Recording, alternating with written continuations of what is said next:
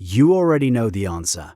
You knew it before the meeting ended, before you signed, before you said yes to the thing that drained 2 years of your life. Something in you went quiet and heavy, and you talked yourself out of it. By the end of this, you'll understand that the feeling you overrode was real information, measured and delivered by a physical cable running from your gut to your skull. That cable has a name: the vagus nerve. It's the longest wandering pathway in your body, branching from the base of your brain down through your chest and into the lining of your stomach and intestines. Most people picture intuition as some airy whisper from the universe. It travels through tissue. It runs on electricity and chemistry, the same way a signal runs down a wire. Here's what surprises almost everyone who learns this. The traffic on that wire mostly flows the wrong direction. You'd assume the brain barks orders down to the gut. Around 80 to 90% of the fibers in the vagus nerve carry messages the other way, up, from the gut to the brain. Your stomach is sending far more reports to headquarters than headquarters ever sends back. So when you feel something in your gut, your body is reading a feed. What's actually on that feed? Lining your digestive tract is a web of hundreds of millions of neurons, so dense and so capable of acting on its own that researchers call it the second brain. It runs your digestion without asking permission, and it does something stranger. It listens. It samples the chemical state of your gut, the population of microbes living there, the tension in the muscle walls, and it summarizes all of it into a signal that climbs the vagus highway toward your conscious mind. You don't feel the raw data, you feel the summary. That summary has a texture: ease or unease, open or clenched, lean in or step back. Now think about where that puts you. You walk into a room and within seconds something tightens. You can't explain it. The person across the table is smiling, the numbers look fine, and yet your body has already filed a complaint. For years you were taught to ignore that and trust the spreadsheet. The spreadsheet only knows what someone typed into it. Your gut has been quietly counting everything the spreadsheet left out. This is where work ethic enters, and not the way you expect. We worship the grind. We praise the person who pushes through every doubt, who silences the inner signal and just executes.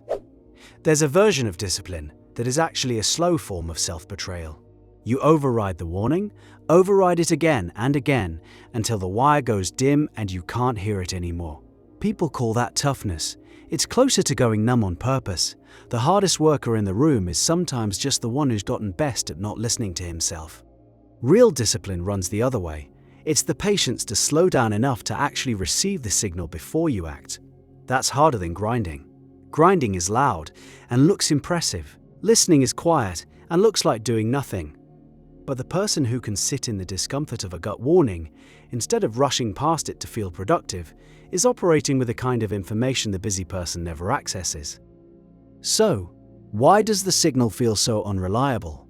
Why do gut feelings sometimes save you and sometimes lead you straight off a cliff? Because the wire carries noise along with the message. Your gut reports on the burrito you ate, the 4 hours of sleep you skipped, the microbes thrown into chaos by a week of stress eating. A frightened gut and a poisoned gut can produce the same churn.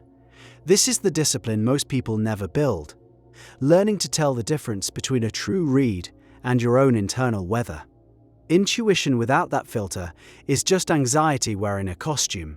Here's how you start telling them apart. A genuine intuitive signal tends to be steady and oddly calm. Even when it's saying no, it doesn't escalate. It just sits there, immovable, like a stone you keep stubbing your toe on no matter how you rearrange the furniture of your logic. Anxiety spikes and spirals. It feeds on stories, on imagined futures, on the loop of what-ifs. The gut read is simpler and more bodily, closer to a frequency than a sentence. It says less and means more. The way retuning a song to 432 Hz on Attune, link in the description, hits your sternum before your brain has an opinion about the note. Learn that distinction, and you've gained an instrument most people go their whole lives never calibrating. And calibration is the word, because this nerve is not fixed in strength. You can train it. Researchers measure the health of this gut-to-brain line through something they call vagal tone, basically how responsive and well-conditioned that wire is. People with stronger tone recover faster from stress, regulate their emotions better, and read their own internal states more accurately.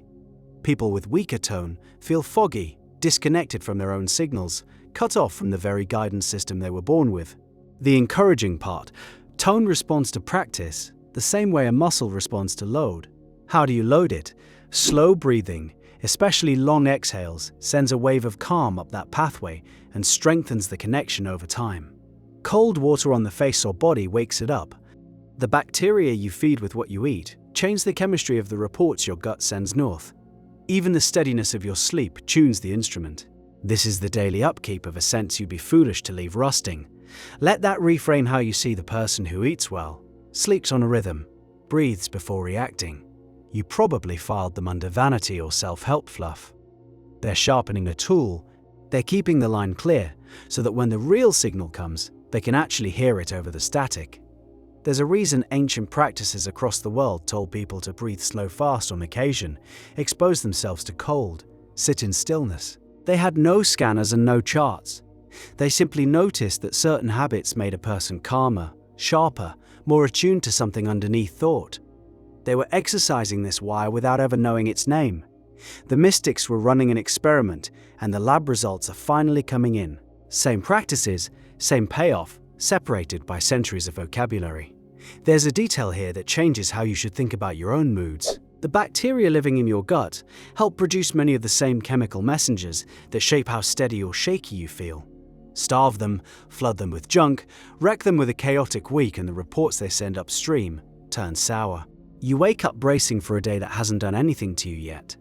People blame their character for this. Often it's their gut sending distorted mail because the colony down there is in revolt. Sit with what that means for the so-called grind culture. The person who skips meals, sleeps 4 hours, runs on caffeine and adrenaline, then makes a high-stakes call at midnight is not operating from clarity. They're reading a corrupted feed and calling it instinct. Then they wonder why their judgment keeps betraying them at the exact moments it matters most. The body was never the obstacle to good decisions. The body was the instrument, and they let it fall out of tune. This is the quiet advantage some people seem born with, and most are simply built. They keep the channel clean, so the signal that reaches them is the signal, not the wreckage of their own neglect. Discipline of the body becomes clarity of the mind. The two were always the same project wearing different clothes. Picture the cost of the alternative. Every major decision you've gotten wrong, sit with it honestly. In a striking number of them, the warning was already there. A flat feeling in your stomach when they made the offer, a reluctance you labeled as fear and bulldozed through to prove you were brave. You were ignoring a sensor that had already done the math. The body knew, the mind argued. The mind won, and you paid for the victory. This is the part that should sit with you. Your gut processes information faster than your conscious thought can. By the time you've reasoned your way to a conclusion, your body reached one and started sending it up the wire long ago. Slow, deliberate logic is a beautiful tool. It is also slow. In the moments that decide the shape of your life, the read arrives in your body before it ever arrives in words. That means stop treating the gut signal as a child to be silenced and start treating it as a colleague to be consulted. The sharpest decision makers run both systems together. They let the body cast the first vote, fast and instinctive, then they bring in the slow reasoning to check the vote's work. Pure instinct gets manipulated. Pure logic gets paralyzed and misses what the room is screaming. You need both at the table. So the work, the real work, is integration. And integration takes reps. Start small and start now. Before your next decision of any weight, pause and locate the feeling in your torso before you let a single sentence form in your head. Is there openness or contraction? Hold off on judging it. Just register the reading the way you'd note a number on a gauge, then bring in your reasoning and see whether the two agree. When they clash, get curious instead of bulldozing. The clash itself is data, it's telling you something hasn't been accounted for. Keep a record of the readings. Note the gut call before each choice. Then watch how it played out weeks later. At first, you'll catch yourself wrong as often as right. And that's the point. You're calibrating an instrument, and instruments need feedback to find their accuracy. Over time, a pattern emerges. You start to recognize the exact flavor of the true signal, the way a musician learns to hear when a string is a hair flat. That recognition is the whole skill, and almost nobody bothers to build it. Do this for a month, and something shifts. The signal gets clearer, because you finally started answering when it called. Ignore a sense long enough, and it fades. Honor it, and it sharpens, because the body learns that this channel finally has a listener on the other end. You're rehiring a faculty you laid off years ago when someone convinced you that feelings weren't professional. Here's the harder truth underneath all of it. Most people quietly avoid their gut because their gut keeps telling them things their life isn't built to handle. The relationship that's wrong, the work that's hollow, the direction everyone approves of that your body has been bracing against for years. It's easier to call intuition unreliable than to act on what it keeps reporting. So we drown the wire in noise, in distraction, in busyness loud enough to cover the signal. And we call that maturity. The discipline I'm describing asks more of you than any hustle ever did. It asks you to get quiet enough to hear an answer you might dread, and brave enough to act before you can fully justify it on paper. It's the highest form of self-trust there is, built on a physical foundation you can measure, strengthen, and rely on. You came in believing intuition was vague. It travels through a nerve as real as your spine, carrying reports from a second brain that's been watching everything while you weren't looking. The tightening in your chest, the calm certainty, the stubborn no you can't explain. That's your body doing its job. The only question left is whether you'll keep firing the one employee who never lied to you. Tonight, before you sleep, breathe slow and long for 2 minutes and feel that wire go quiet and clear. Tomorrow, when the next choice arrives, listen to your stomach before you listen to your excuses. The answer was never far away. It was a few inches below your ribs, waiting for you to stop talking long enough to hear it speak.